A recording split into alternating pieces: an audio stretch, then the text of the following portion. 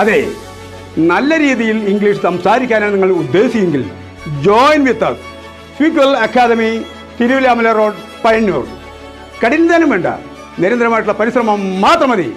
Yes, now you can speak English very well. It is my guarantee. We offer confidence building, interview skills training, leadership development, and much more to help you speak English fluently and confidently. Our contact number 9497585692. Welcome to all. Bye. Kerala ജൈവ സംരക്ഷണ സമിതിയുടെ പ്രതിമാസ സംഗമം Cheruthuruthy Hortus മലബാറിക്കൽസ് botanical ഗാർഡനിൽ വെച്ച് വിപുലമായ പങ്കാളിത്തത്തോടെ നടന്നു. കേരള ജൈവ സംരക്ഷണ സമിതിയുടെ പ്രതിമാസ സംഗമം പരിസ്ഥിതി സൗഹൃദമായ വേദിയിൽ വെച്ച് വിപുലമായ പരിപാടികളോടെ സംഘടിപ്പിച്ചു. ചെറുതുരുത്തി നെടുമ്പുരയിൽ ഹോർത്തൂസ് മലബാറിക്കസ് ബൊട്ടാണിക്കൽ ഗാർഡനിൽ നടന്ന യോഗം സംസ്ഥാനത്തെ ജൈവ സമ്പത്ത് നിലനിർത്തുന്നതിനായുള്ള സുപ്രധാന ചർച്ചകൾക്ക് വേദിയായി. ഇന്നലെ ഞായറാഴ്ച രാവിലെ 10:30 ആരംഭിച്ച യോഗത്തിൽ സമിതി പ്രസിഡന്റ് നാരായണൻ അധ്യക്ഷത വഹിച്ചു.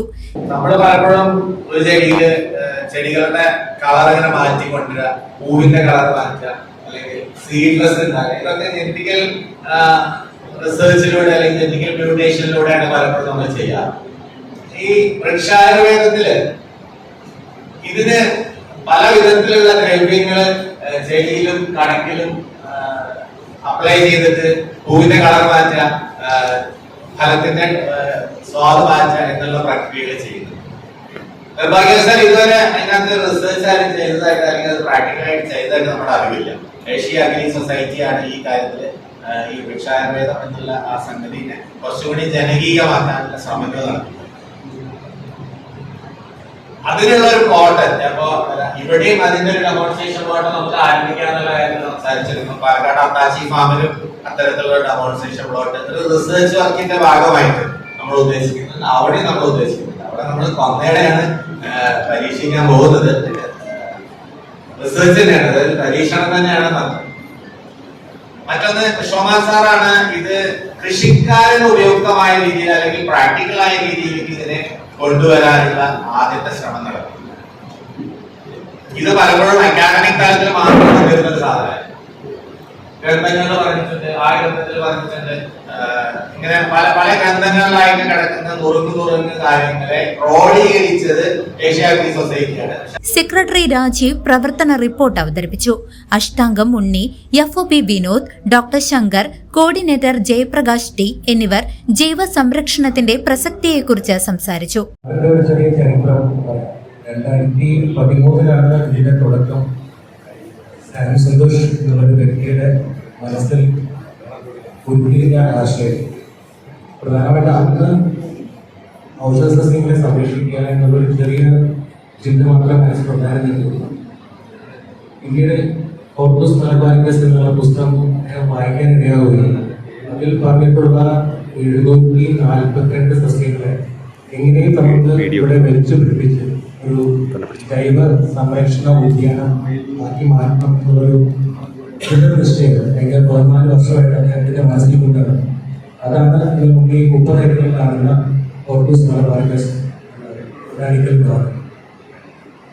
30 ഏക്കറിൽ ഈ ബൊട്ടാണിക്കൽ ഗാർഡനിൽ 242 സസ്യങ്ങൾ പുസ്തകത്തിലുള്ളത് ഒരു 10 ഒഴിച്ച് ബാക്കിയെല്ലാം നമ്മളിപ്പം ഗാർഡനിൽ എത്തിച്ചിട്ടുണ്ട്. ഹോർത്തൂസിൽ പറയാത്ത ഒരു 1000-ഓളം വേറെ വൃക്ഷലതാദികൾ നമ്മുടെ ഗാർഡനിൽ സംരക്ഷിക്കുന്നു. അപ്പോൾ മൊത്തം ഒരു 1700-ഓളം സ്പീഷീസ് ഇപ്പം നമുക്ക് ഗാർഡനിലുണ്ട്.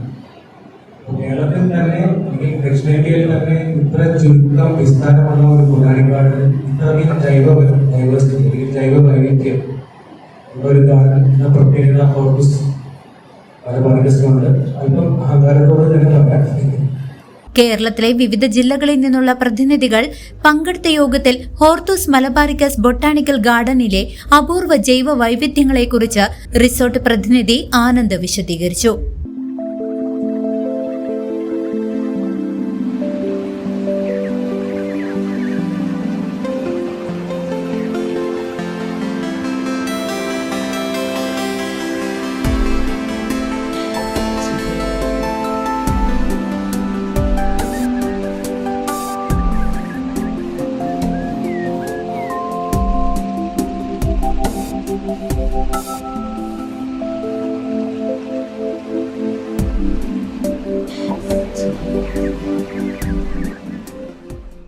സഹ്യാദ്രി ഹൗസ് എന്ന് പറഞ്ഞാലുള്ള ഈ ഒരു പദ്ധതി ഇപ്പോൾ 1 മാസമായിട്ട് നമ്മളിവിടെ ചെയ്തു തുടങ്ങിയിട്ടുള്ളൂ.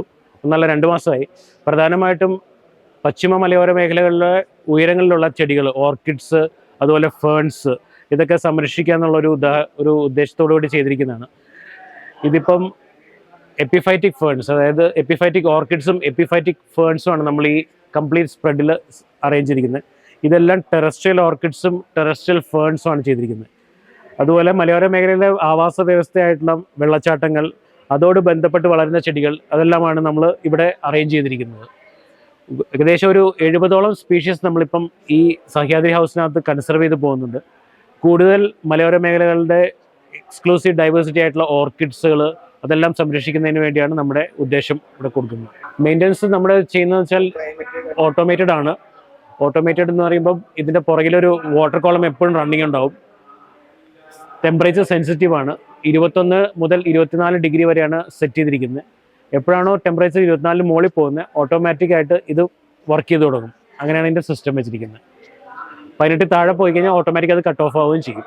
പ്രകൃതി സംരക്ഷണത്തിനായി സമിതി നടത്തുന്ന പ്രവർത്തനങ്ങൾ വരും മാസങ്ങളിലും സജീവമായി തുടരാൻ യോഗം തീരുമാനിച്ചു. CCV news, Cheruthuruthy.